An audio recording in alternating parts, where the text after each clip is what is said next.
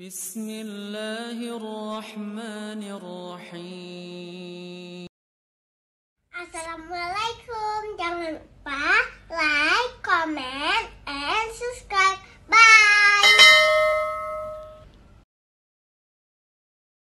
Coba tanya sama pohon dan lain sebagainya yang menjadi saksi ketika dia di dunia, penghuni neraka. Tapi Allah tidak langsung memasukkan dia ke dalam neraka sampai dia mengakui apa yang sudah dicatat oleh dua malaikat.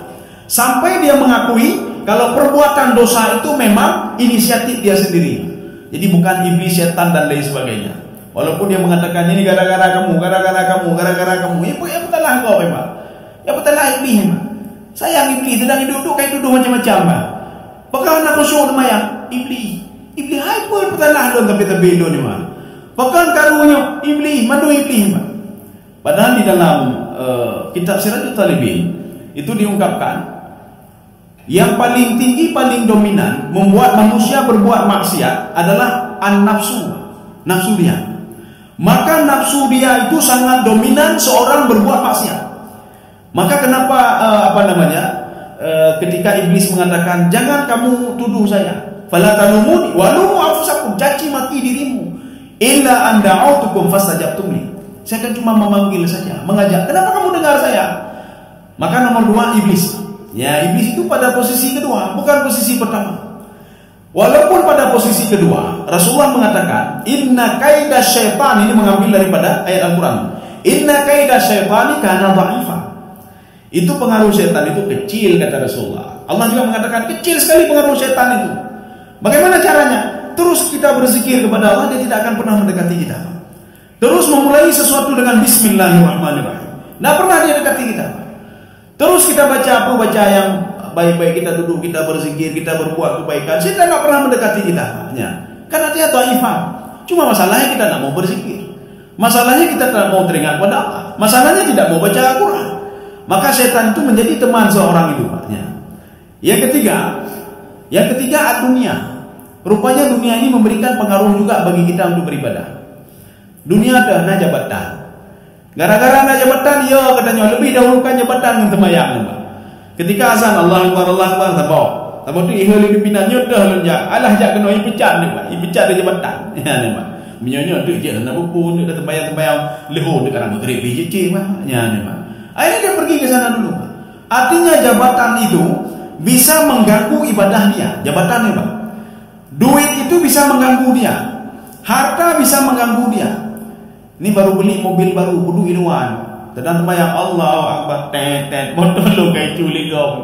Padahal motor kau, ngepikir motor kaya motor nak alarm ni. Padahal kita beli luar motor kau. Artinya mobil itu bisa mengganggu dia, harta itu bisa mengganggu dia. Beda betul iblis, Cuma keunikan iblis, dia bisa memanfaatkan tiga, nomor 1, nomor 3, nomor 4 menjadi fasilitas untuk dia menggoda manusia. Itu hebatnya iblis. Karena tahu ini pengaruh iblis kan sedikit, maka dia memanfaatkan hawa nafsu manusia. Maka dia memanfaatkan siapa? Dunia, jabatan. Izah apa katanya apa? Ai menyohanan ni yang pimpinan, ipecat dia memang. Akhirnya apa dia kepimpinannya. Yang terakhir al-khalqu. Khalqu itu siapa? Teman-teman katanya apa? Itu bisa membuat kita jauh daripada Allah Subhanahu wa taala. Jadi makanya baik pertanyaan ini tadi. Teman kita juga punya andil supaya kita tidak salah. Teman kita juga punya andil. Ketika duduk-duduk kedai kopi sedang azan, Allahu Akbar, Allahu Akbar. Oh azan dah pada, ditarik nedu boleh. Kopi kalau habis dalam tiba rokok tu rokok panjang kan, tiba rokok tu nedu boleh. Duduk boleh. Yang kat kamar, hai anak pupu kolam takbir, nedu boleh. Kalau iblis kita bisa a'udzubillahi minasyaitonirrajim, gadah tu. Tapi yang manusia penuh anak kemah dah a'udzubillahi kayak depu ni. Jadi sedang ditarik tangan kita, a'udzubillah dah pengaruh. Nyokai dampak ni apa. Jadi ada pengaruh manusia lebih dahsyat juga. Makanya hebatnya syaitan, dia menggunakan teman kita, menggunakan anak kita, menggunakan manusia untuk menggoda kita supaya apa? Kita jauh dari Allah. Menggunakan harta dan jabatan, menggunakan hawa nafsu. Maka sebenarnya syaitan kita hilangkan syaitan saja, pengaruh lain tidak ada. Tergantung diri kita sendiri. Ini an-nafsu, jiwa. Jadi biar tanah syaitan hana terjak semua. Nya syaitan ni mendu, syaitan mendu badro katanya bawa dia semayang ni. Hai kamu terdekat bukan syaitan nya. Draw katanya krik, betul-betul syaitan ni, Pak. Krik katanya, Pak. Haik tajuk je kedok sedekah haik apa lagi zakut haik. Dapat talah syaitan ni Pak. Tanya haik tadi dia anak katanya. Dapat gayunya syaitan kai goda tu. Padahal drogri katanya Pak. Haik dapat bulan ni Pak. Kita lanjut lagi Pak. Ya, hoka pun. Ya laitaha, tadi sudah adrima hisabiyah. Jadi di dalam tafsir itu walam adri azuma hisabi. Ya, Pak, ini tafsirannya.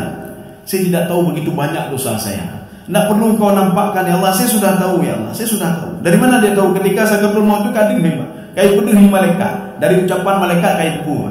Maka jangan kau nampakkan lagi ya Allah. Gitu mayang dan tepudan ya, kan itu mohonnya Pak. Apa permohonan dia? Ya, ini permohonan dia. Ya laitaha kanatil qadiyah. Coba dibaca. Seandainya saja ia kematian itulah yang menyudahi segala sesuatu. Ulangi sekali Pak. Coba ulangi. Seandainya saja ia kematian ya. Itulah yang menyudahi segala sesuatu. Apa maksudnya? Rupanya dia minta kepada Allah, ya Allah, dia pemati lo ni Allah, pemati. Arti pemati apa? Kalau dimatikan berarti sudah habis. Hisab tidak ada, neraka tidak ada, apa-apa tidak ada. Apa kata Imam Qatadah? Pendapat Imam Qatadah itu diadopsi oleh penafsir lain. Apa kata Imam Qatadah? Dulu di dunia baik dia pemati lo, bahkan nikmat dunianya ya Allah. Ketika dia sakit ya Allah karena mati lo, dia panjang umur ya Allah, panjangkan umur saya. Takut sekali dia mati. Ketika di dunia dia takut mati, kenapa? Dia nikmat itu banyak sekali Pak. Kalau dia mati, jabatan diambil oleh orang lain, harta diambil oleh orang, semua diambil oleh orang lain Pak. Maka dia takut mati. Tetapi ketika di padang mahsyar dia minta mati kepada Allah Subhanahu wa taala. Ya laitaha kanatil qadiyah. Ya Allah, nijuk mati kelon ya Allah, mati kelon ya Allah. Pokok hana dapat boleh lon. Kalau kata apa? Jangan matikan saya. Ya. Maka kata Imam Qatadah, bi khilafi ad-dunya. Berbeda dengan dunia. Al-mautu akrahu. Kematian itu sangat dibenci oleh dia. Tapi ketika di padang mahsyar, kematian itu sangat diinginkan oleh dia. Karena dengan mati itu habis segalanya Pak, habis. Maka inilah motivasi orang untuk bunuh diri Pak. Ketika utang inona, utang dihna, itu nak legom, hana tepu-tepu, kerja hana tepu, hana kecok dan dong bunuh diri dia Pak. Menurut dia, kalau sudah bunuh diri, nak ada lagi sudah habis. Hana kedepu na perjalanan dong panjang gede Pak. Nak tahu dia kalau itu adalah dosa besar. Ya. Nak tahu dia kalau itu dosa besar. Membunuh diri itu dosa besar. Ya. Ini makna kanatil qadiyah. Jadi qadiyah itu, ya Allah matikan saya. Dengan mati itu menjadi pemutus kehidupan saya di akhirat ini ya Allah. Baik nanti. Ya. Karena dia takut sekali Pak. Kenapa? Kalau terus kehidupannya dilanjutkan di akhirat itu, dia akan menjumpai si fulan. Dia akan menjumpai si fulan yang sudah dia zalimi. Dia akan menjumpai kejahatan dan dia akan masuk ke dalam neraka. Itu yang dia takuti. Maka dia minta kepada Allah, matikan saja saya ya Allah. Ni pemati lo ni Allah. Anak pemati dah Allah. Gimana pemati dia? Dalam tafsir Ibnu Abbas, latar kabunna tabakan al-tabak. Sebenarnya seorang tidak mati. Tetapi apa? Hayatun ba'da hayatin. Kehidupan setelah kehidupan. Di alam barzakh kita hidup, bukan tidak hidup. Ya, nampak. Di dalam kandungan 50-50. Sebelum dapat roh itu, dia tubuh itu masih cekak nama. Setelah itu apa? Dia dapat roh, hidup lagi. Di dunia hidup lagi. Di akhirat hidup lagi, Pak. Di alam barzakh hidup lagi dia. Maka ini namanya hayatun ba'da hayatin. Tetapi proses hidupnya yang berbeda. Seorang hidup di alam barzakh itu berbeda dengan hidup dalam kandungan. Seorang hidup dalam kandungan berbeda dengan hidup di dalam dunia. Seorang hidup di dunia berbeda dengan hidup di alam barzakh. Maka kita jangan terbayang, jangan terpikir bagaimana hidup di padang mahsyar akan berbeda lagi. Dan jangan terbayang lagi bagaimana hidup di dalam surga, kehidupannya akan berbeda lagi. Ya. Jadi tidak sama, rumusnya beda-beda semuanya. Kalau rumus di dalam di alam roh, seorang itu tidak perlu fisik tidak perlu. Kenapa? Karena alam roh. Kemudian dia diberikan makanan juga oleh Allah, makanan roh namanya. Ya. Ketenangan jiwa. Ketika di dalam kandungan diberikan makanan juga, tapi cara makannya berbeda. Bukan makan melalui mulut. Jangan kita pikir bayi dalam kandungan makan melalui mulut. Dia makan melalui tali pusat ibunya. Dia terhubung dengan tali pusatnya terhubung dengan ibunya. Sehingga dia makan melalui tali plasenta. Maka seorang ibu tidak perlu dia ini bedah ni kabengah ya Pak. Pajahu lek pajahu. Anak perlu pegang ya Pak. Faqadarna fa ni'mal qadirun. Atau bacaan lain faqadarna fa ni'mal qadirun. Itu sudah saya jaga dia kata Allah. Anak perlu apa penjagaan ni? Ni kapal 12 ni nak pajahu corok ni. Anak perlu pegang ya Pak. Dia otomatis ya Pak. Otomatis. Ya ni Pak. Nanti ketika malam kaji kafe. Itu pun dah di pajan tengut, pajan pajahu, pajan jadi itu pun. Kehidupan dia berbeda dengan di dunia. Seorang ibu hendak pelai apa sama ada. Jino kacau orang, hendak pelai apa sama apa? Kehidupan dia berbeda. Setelah dia lahir ke dunianya, baru dia menggunakan mulutnya untuk makan. Kalau tadi pusatnya, makanya nanti kehidupan di alam barzah berbeda lagi. Beda fikir dengan bapa halam. Beda fikirnya mungkin dengan cara lain. Makanya di dalam surga kan begitu juga. Mala ainun ra'at wala udhunun sami'at wala khatara ala qalbil bashar. Setiap keinginan katok gitu. Beda fikir lagi dunia Pak, berbeda Pak, kehidupan itu berbeda. Jangankan dengan di dunia, dengan alam barzah berbeda, dengan dalam kandungan berbeda, dengan di alam roh juga berbeda. Ya. Kita lanjut. Ma'aghna anni maliyah. Sebenarnya mali ditambah hak hawakaf namanya maliyah. Coba dibaca. Hartaku sama sekali tidak berguna bagiku. Ya ini Pak, hartaku tidak berguna bagiku. Kenapa? Waktu bangkit di padang mahsyar hanali jabatan kagak ada Pak. Jabatan kagak ada, harta apa ana. Dan harta tidak bisa menolong dia. Makanya di dalam tafsir As-Sa'di, apa kata beliau? Harta itu laisa ma yamliku walakin ma yantafi. Harta itu bukan yang kita pegang. Saya punya jabatan, kau punya jabatan hanya manfaat. Saya punya harta, laisa ma yamlik, bukan yang kita miliki Pak. Saya punya hotel, saya punya ini, saya punya itu. Bukan itu yang namanya nikmat ya Pak. Ya. Yang namanya nikmat itu ada nggak manfaatnya? Manfaat di dunia di akhirat ada nggak? Kalau nggak ada bukan harta kita ya Pak, rugi saja. Harta yang kita kebah-kebah, kupuh Pak. Diambil manfaat oleh orang lain. Makanya harta itu bukan yang dipegang dan dimiliki, tetapi diambil manfaat. Kita bukan bangga melihat anak lon 20, anak lon kupuh 20 punya anjingmu mesti do anjingmu Pak. Untuk apa ya Pak?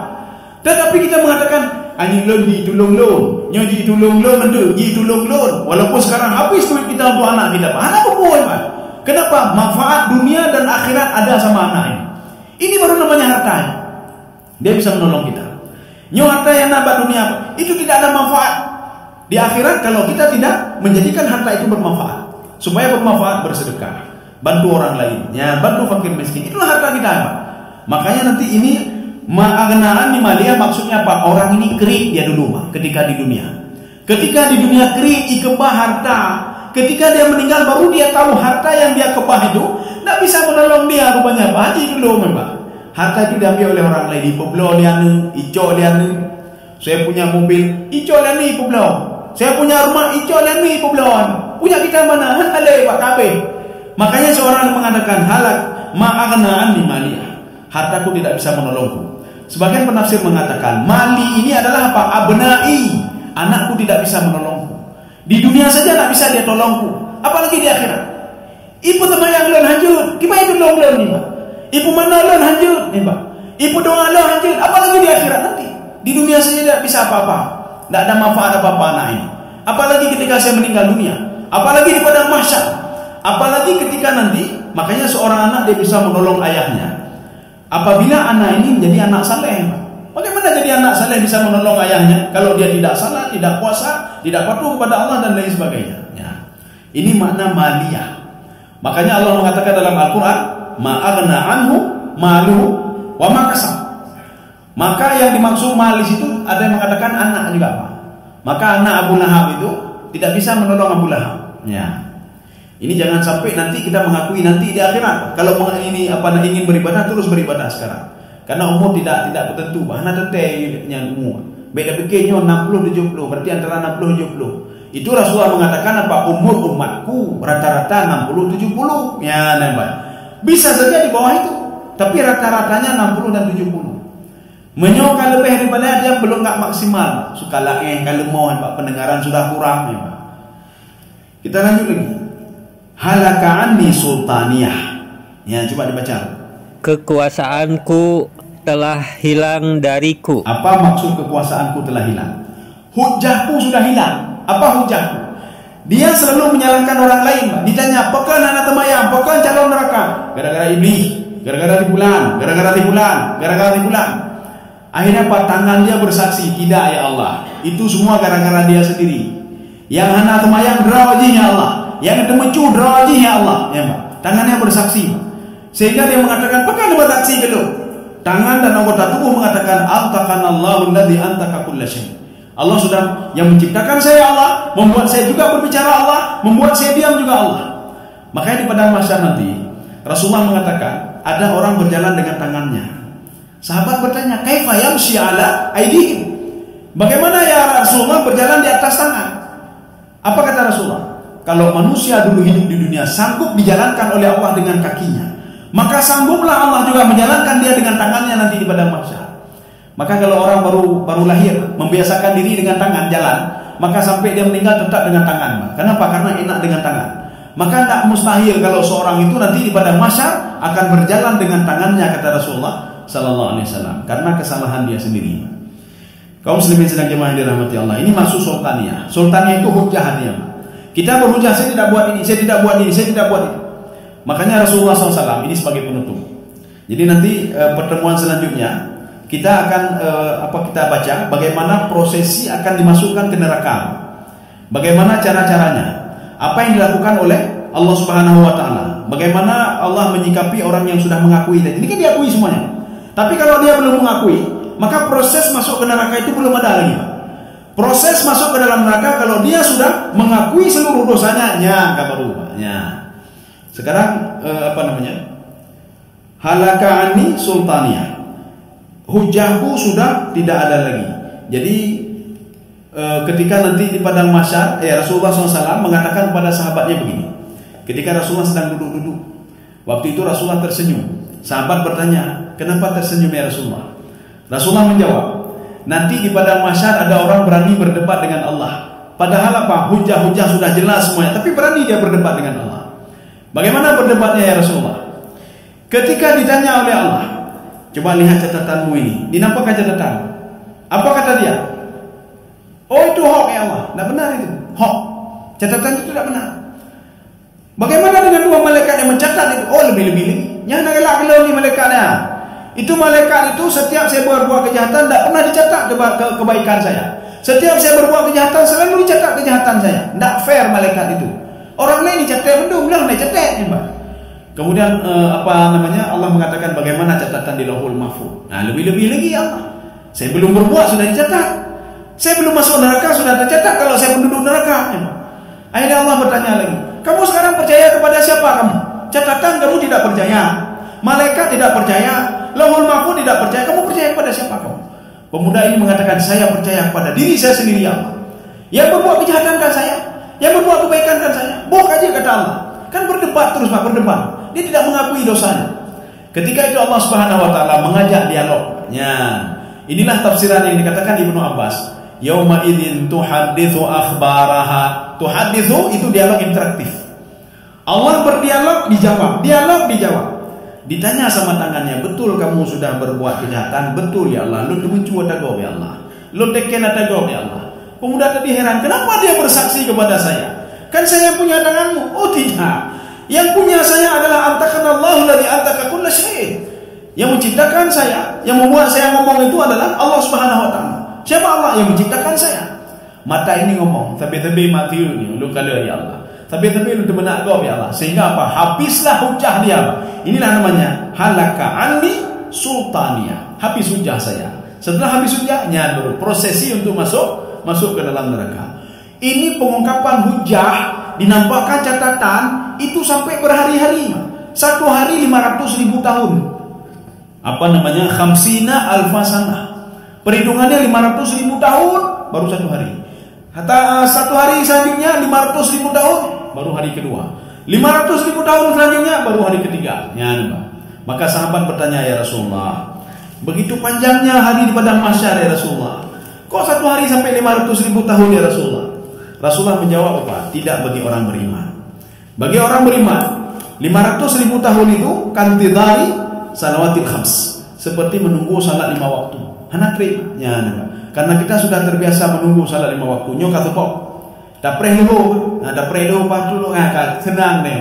Doa begitulah 500.000 tahun bagi orang beriman seperti menunggu salat 5 waktu. Berarti kalau menunggu salat 5 waktu apa? Normal 1 hari. Tetapi 500.000 tahun itu bagi orang kafir, Maka 1 detik itu lama sekali, 1 menit itu lama sekali bagi mereka. Tapi bagi orang beriman tidak. 1 hari ya 1 hari juga. Sama seperti menunggu salat 5 waktu. Ini kecuali orang mukmin yang berbuat maksiat.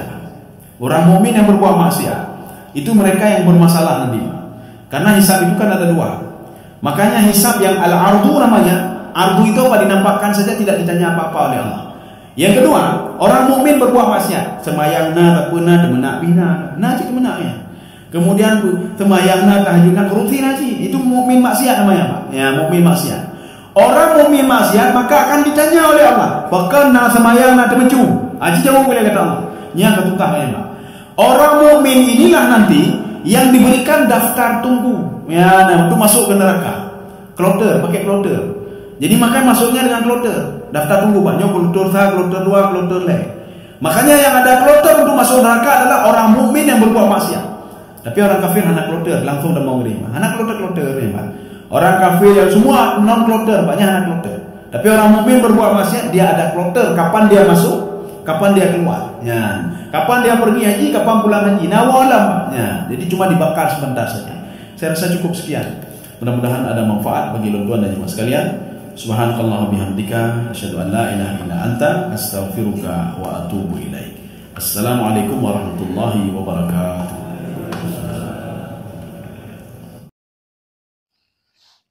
Terima kasih.